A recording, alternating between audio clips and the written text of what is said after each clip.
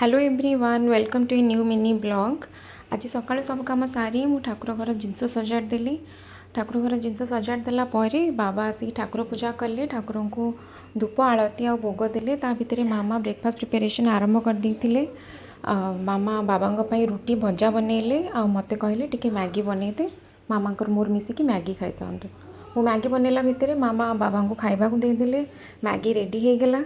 आमे मैगी खाई सारा पर मो मामा को पचारली आज कौन करवा रोषे रे। मामा कहले आज संतुला आ कलरार गोटे आइटम हम ताप कलरा को सिझा बसई दे। आ संतुला से मते परिबा काटिक देदेले। संतुला को भी मु पानी रे बसईदेली सिझापी। पुअर खेचड़ी रेडी हो जाइथिला। ता भीतर मु सालाड काटिदेली। संतुला भी रेडी हो जाइथिला। ताको खाली बघारिबार थिला। कलरा सिझा भी हो जाइथिला। संतुला को खाली टिके तेल बड़ी आउ लंका फुटण देके मामा बघार देले।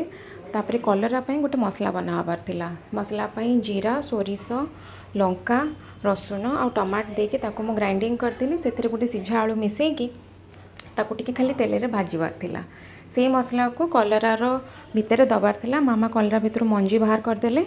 से मसला को मु ता भितर देके ताको टिके तेल रे शालो फ्राई करदेली। कलरा भजा बसई देला परे बाबा जाइथिले मार्केट आनिले। मार्केट रो मिठा आउ आनिले नुआ दीटा ड्रेस रज पाई गोटे मो पाई गोटे मो ननंद पाई।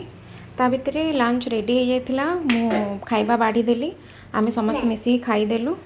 आज ब्लॉग रे एतिकी। जदि वीडियोटी भल लगिला ताले हम चैनल को सब्सक्राइब करंतु लाइक करंतु। रहिली जय जगन्नाथ।